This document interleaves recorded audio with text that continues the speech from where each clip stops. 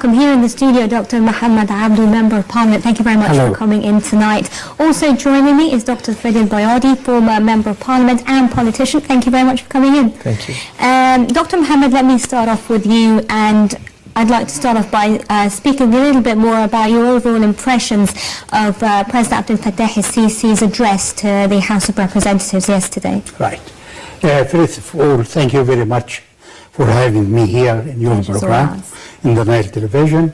The President's speech was short, but very informative and genuine, I must say. We believe in him, and we never forget that he saved Egypt and the Egyptian on the 30th of June, and we were grateful for him for that. Regarding his speech, he wishes every member of the Parliament a success in his task regarding the legislation and inspection of the government, activity or work. And he also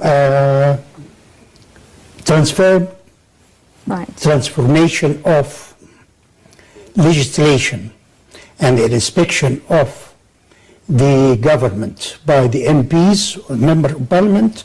He did that yesterday. And now we are responsible about legislation and inspection of the government performance. Right. Also, What stood out for you? What to you was the most important part of this speech? Well, the speech was general. He didn't specify anything special, but his speech was general idea. He talked about the youth and the importance of making a scenario between the young generation and the government, because we need them. These are the future of Egypt. So we need to talk to them, to understand them, and make a scenario with them. And also he talked about his priority with the education and the medical care. Also he mentioned something about necessity of building a new strong democratic Egypt. Right. That has to be done by being united together and fighting the terrorism, you know. And also he mentioned that Egypt is passing through a very difficult time. Right. You know, we are target of the terrorists in Sinai and the Western Desert, and even inside Egypt. There is ill-advised Muslim Brotherhood and ill-advised Salafi. You know, we need to be united to fight their principle, and we have to be committed to the benefit of Egypt and to be to collaborate, I guess, for the future of the country. Exactly. I'll ask you the same question, Dr. Freddy, and how you saw the President's speech, perhaps even if you thought there were certain points that you felt he should have touched on, but he sort of didn't. Yeah. To start with the positive things, I liked the speech being brief. I like that he stuck to the script. He didn't go much out of the script. Right. He made a very good report about the past, let me say, 4 years since we got rid of the Muslim Brotherhood regime. So he made a brief report about this time, about the accomplishments he achieved or the government achieved in the past years. I saw this as a very good point. But what I expected, and I did find in the report, to speak more about the present problems we have. We have some, he focused more on the past. I would expect this to take like 1/3 of the speech, and to have 1/3 speaking about our current problems, and then speak more about what we are going to do, our plans to achieve our goals. Right. But it was 95% speaking about the report about the past time, which is not bad, but we waited for more. Right. The people were expecting to speak about the current problems, which he didn't approach. The problem of the dam, the Ethiopia dam, the water problem, the economic situation. Also, we had some current protests from some syndicates, like the medical syndicate. I'm a medical doctor, so this was an unprecedented meeting in the syndicate. I would expect the president to speak about this. Before that, he spoke about the lawyers when they had a problem with the police people, and he spoke directly to the lawyers. So I would expect him to approach this problem, to speak about it, to elaborate it.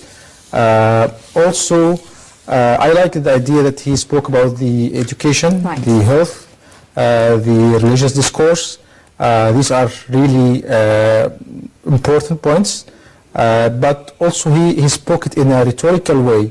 He didn't mention what we are going to do about it, what our plans about the education. Well, could it be that the president wants the parliament to actually pull itself together and sort of come up with a plan and present it to the country, to the nation? To be practical, most of the movements and initiatives are taken either by the president or the government. I don't underestimate the parliament role, but there has to be an intention from the president and from the government to focus on this. When we are speaking about a mega project, for example, the parliament won't start the initiative for a mega project like Suez Canal project. It started by the president. I would expect such a mega project, speaking about education, about health reformation. When he spoke about the need for approaching this problem, but we didn't see any steps going in this way. So I would expect the president to suggest the real practical steps, not to stop at the rhetorical speech or rhetorical ideas about reformation. He also stated a very good statement about Egypt as a modern, democratic, strong country.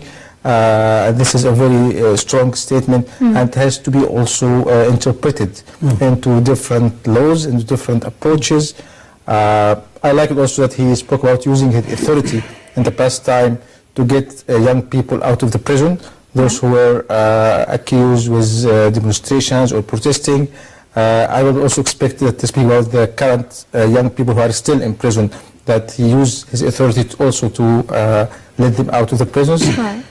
So there are some expectations more about the future and the plans for the coming time. Well, maybe it's because the parliament as well is still at the very beginning, they're still putting themselves together. But I think exactly. But there was also something I found particularly important, is that the president started his speech by calling on parliamentarians and inviting the dignitaries and everyone in attendance for a moment of silence for the victims of the January 25th revolution. Because there's a lot of bickering, isn't there? And Parliament has to... What these people did for the country, you know, they sacrificed their life for us to be safe.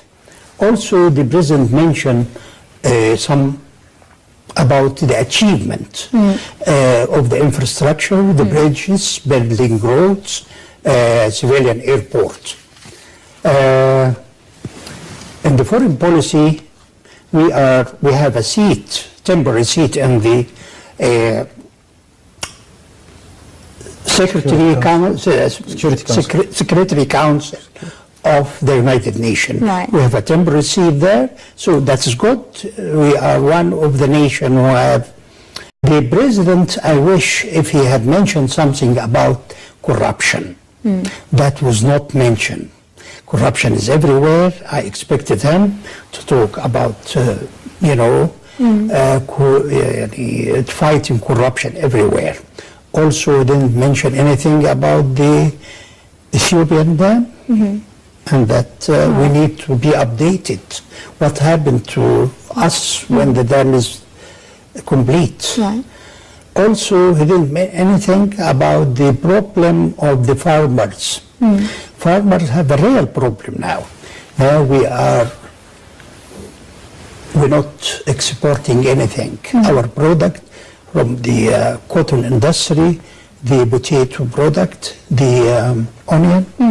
Well, let me switch the scenario a little bit and say maybe it's time that Parliament address these issues and looked at them and perhaps not rely so much on the President, because Parliament this is perhaps the strongest Parliament in Egypt's history. It is better than the one before. Right. I must say, the election, this is the strongest House of Representatives. I have been through an election before. Right.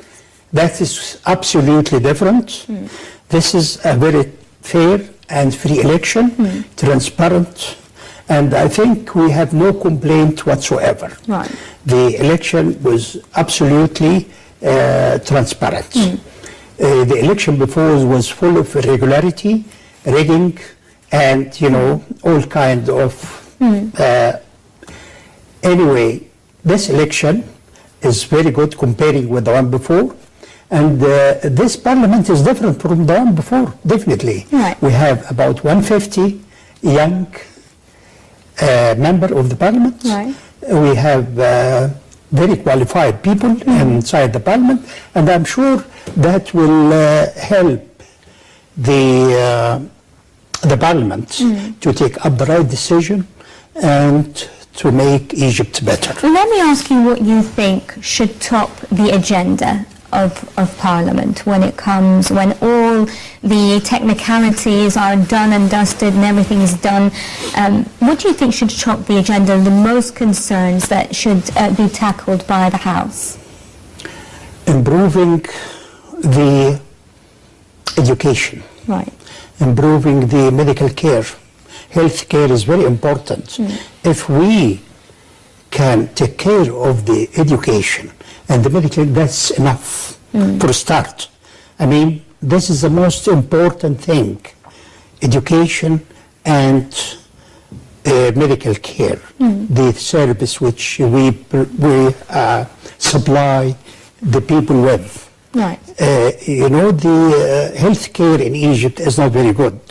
I have been to England and America, and it's absolutely different from the service we get here in Egypt. Right. Anyway, we are a poor country, we admit that, but we need to improve the service as much as we can. Dr. Freddy, do you agree that these are the two main concerns at present, healthcare and education? Sure, and I would put education as a priority. I believe if you reform education, you reform everything else can be reformed.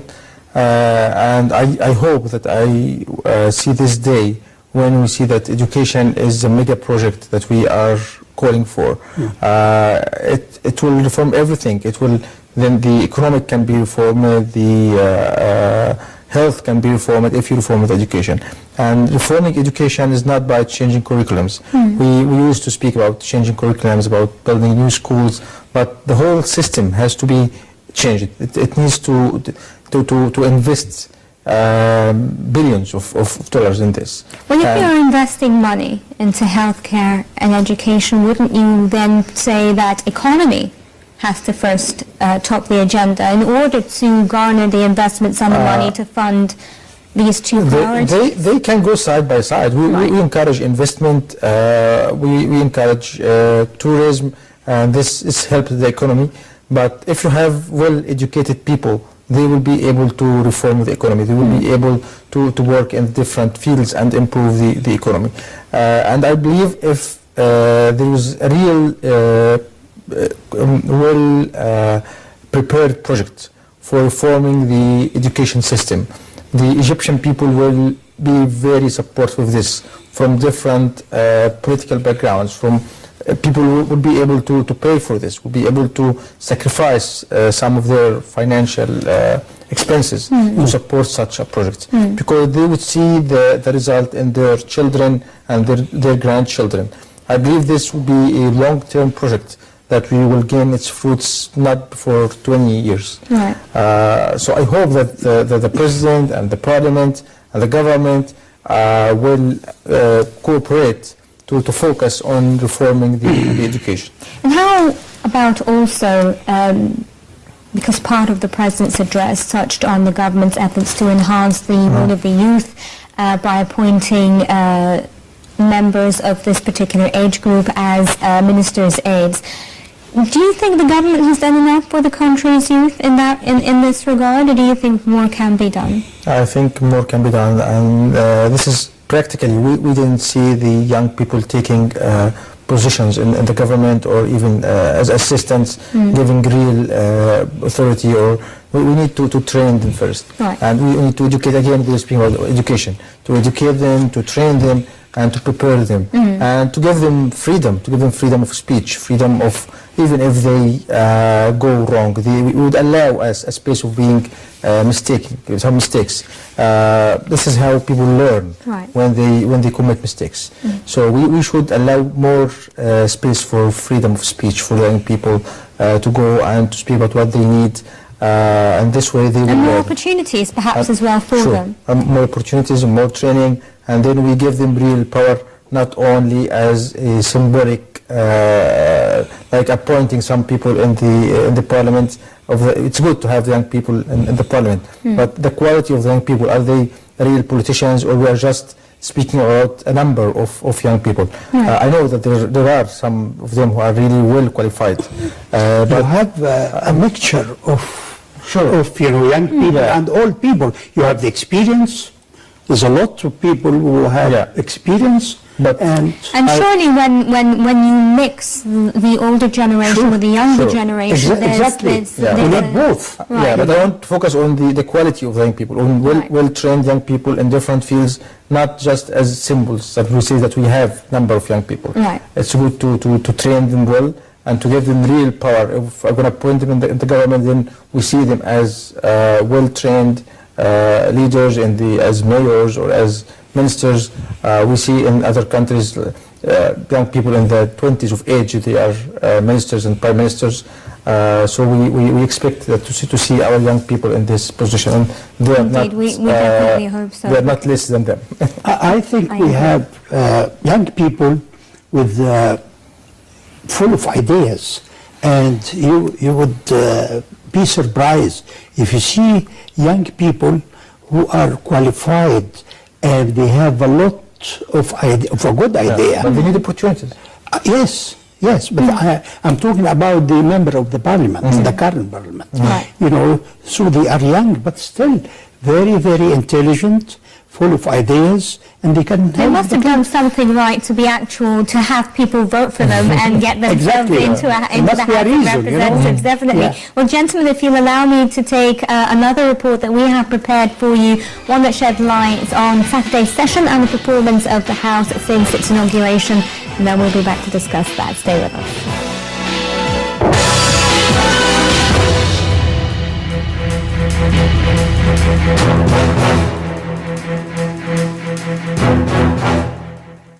Siris Yom, an MP appointed to Parliament by President Abdou.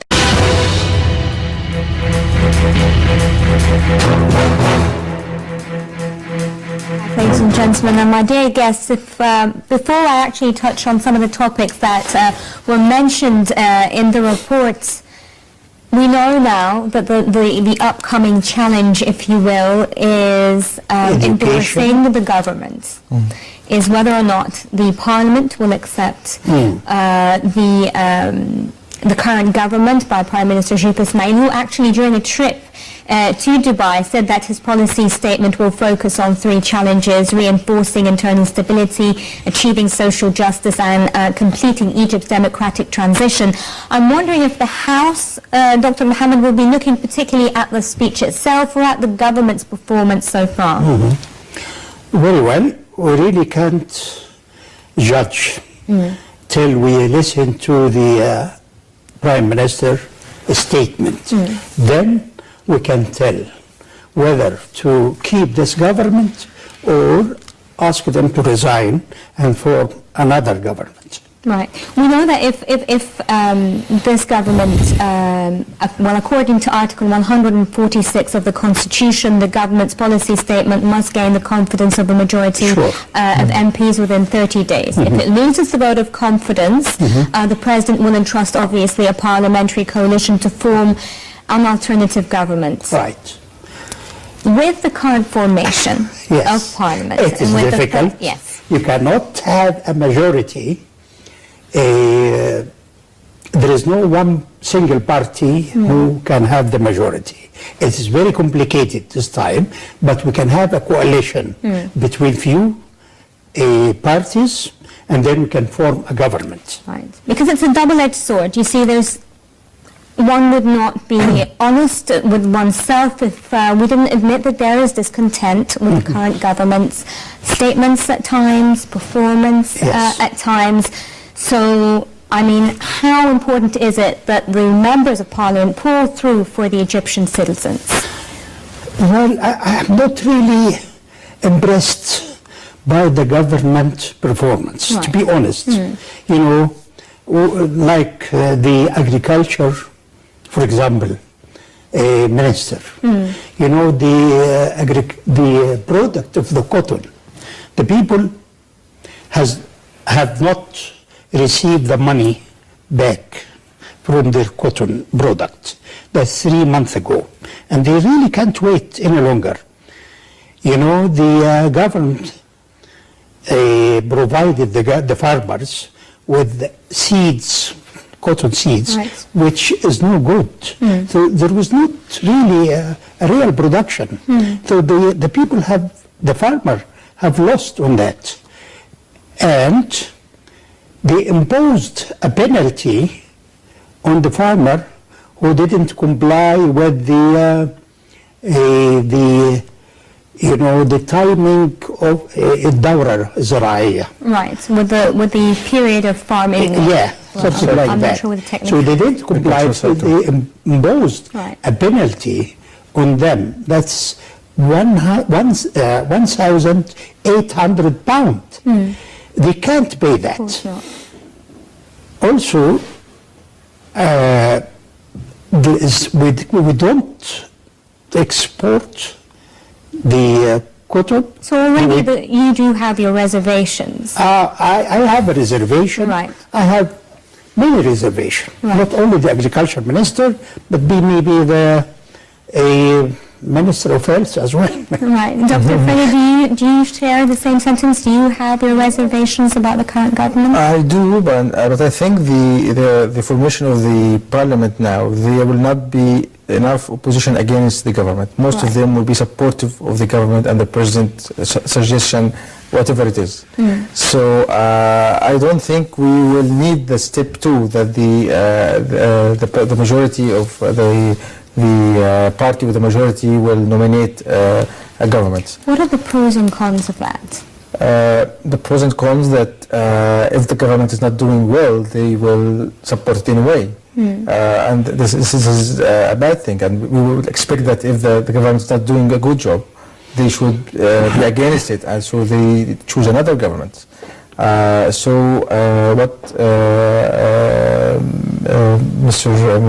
Dr. Mohamad just said, that he had some reservations against the government. I don't think these reservations are enough to vote against the government, or to say that we need another government. That's the point. Right. It's a point. And I think with the reformation and the way the government was formed, and the way there is no enough majority for parties, most of them are independent MPs, and they were either they came by the list which was supported by the government in a direct way, or being appointed directly by the president. So at the end of the day, we will have people who will support the president and the government, even if they are not doing a good job. But isn't there a danger of associating the government directly with the president? I mean, the president, if he's not pleased, if he feels that there's public discontent with the government or with certain ministers, he would himself, I'm sure, ask for a reshuffle or ask for a change, as he did previously. And perhaps even people then thought it wasn't very possible, but it did happen. Then it is the intention of the president and the parliament. So Right. if the president is supporting the government, then the MPs who are supporting the president will support the government. So it's not the constitution was written the other way around. But isn't that it a should be the huge will of the burden people and the parliament, not the But isn't president. that a huge burden on the president to be continuously and continually looking to him to take the decision and then reacting, not sort of taking any action? Sure. This is why the constitution was written the other way around, to give Right. the balance power, things out, the at power, least. to the president. to the parliament to choose the government or to agree with the government. Right. It's not the president's job to appoint and to follow the government and judge the government, but it's mainly the parliament job. What I'm concerned about, in particular, and I'll be very open, is that there are a lot of, especially foreign media reports saying that the parliament complies with the president, that the government complies with the president, and that is very dangerous because Let me in tell you reality something. that might not be the case at all. Let me tell you something. What you call دعم مصر and حب مصر, they are not the majority. And believe me, we all love Egypt. Egypt doesn't need our country so much, and that does not need a party. And we support the president because we believe on him, as long as he is going with the rules. But Isn't there a difference between supporting the president yes, and waiting for him to take the decisions and then reacting? no, we don't take it that way. Right. We support the president as long as he is right. Right. And working for the benefit of the country. But we have our own idea, and we can express that in the future. If we like the government, if we believe in the government performance, we would accept it. If not, we will call the government to resign. Right. And do you agree that this is the best way forward, Dr. Freddy?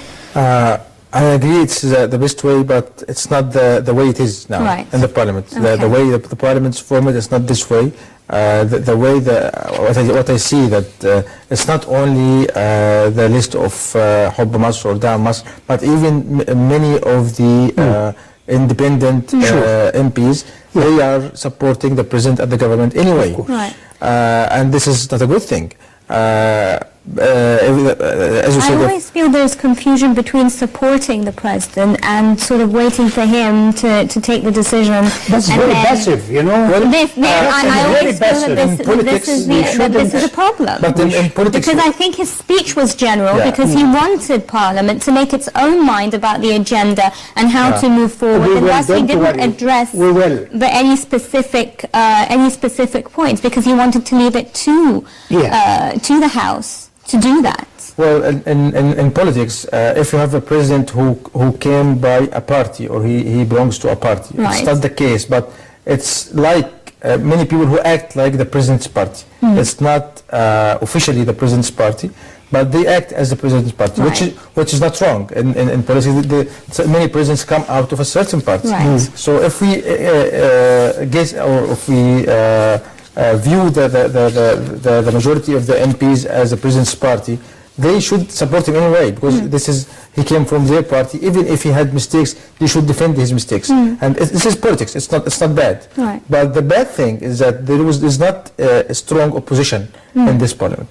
That's what I see. That there is no strong opposition to stand against the government when they are wrong. I know it's only been a month, but how do you view the I'm a House's member of the performance? parliament and I know what's going on. Right. We have half of the members are independent. Right. So this is not necessarily the case.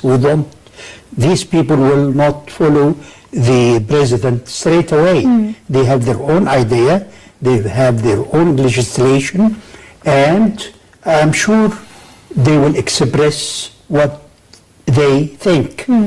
And the present people, maybe 120, and most of them, they are not working together now, if you know. They are not in good terms together. Right. So we have the majority who are not belong to the president what you call حب مصر ودعم مصر. Right, that's not really, again, that's not the point I'm trying to make. There's the difference between supporting your president, which happens around the world. If we take even the United States as an example, whether you agree with him or not, in times of political strife, you support your president. That is not the point, though. The point is, why are we always putting the burden on the president to take the decision and then we follow? That is a huge burden, and that is what I fear is a continual, or is a vicious cycle that we continually stop at. The other way around. The government should work independently, and the member of the parliament have to take the legislation and inspect the government performance, and it will create the laws, the legislation. So it's our job. It's not up to the president, we are not belong to the president. We are independent body. And we can discuss the benefit of the whole country. But again, commenting just on in a nutshell, because I have 1 minute left. Yeah, just one thing about the independent people. Just viewing the backgrounds of those independent MPs, I would expect that they will support the government anyway. Why?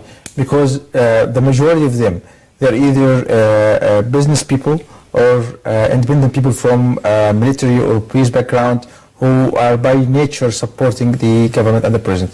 So I would expect that those majority of the independent people, they would be supported. But the business people, it's not good for them to oppose the government, to have problems, but it's not good for their business or the country. So this is what my fear, that there will be a majority of MPs who are supporting the current government. I would hope that there were some parties, strong parties, who can express their plans and their voice, but having independent people, they are not belonging to certain party, this is not a very positive thing. One final comment. Right.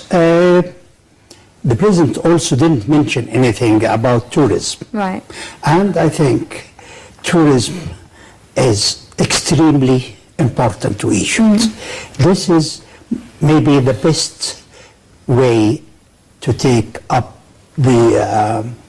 our economy out of the difficult time. So I call upon the president to take up the Ministry of Tourism himself, like Franco did in Spain 50 years ago. Franco kept the Ministry of Tourism in his hand, and he created a great Spanish tourism industry. So I call him president to do the same. And I thank you very much, Dr. Mohamad Abdou, Member of Parliament. Thank you very much for coming in today. And Dr. Freddy Elbaiady, former Member of Parliament and politician. It was a pleasure having you with us. Ladies and gentlemen, thank you very much for joining us on this edition of The Daily Debate. We'll join you again tomorrow, same time, same place. Here on Nile TV International, I'm Nancy Sarah, wishing you all a very good evening. Thank you.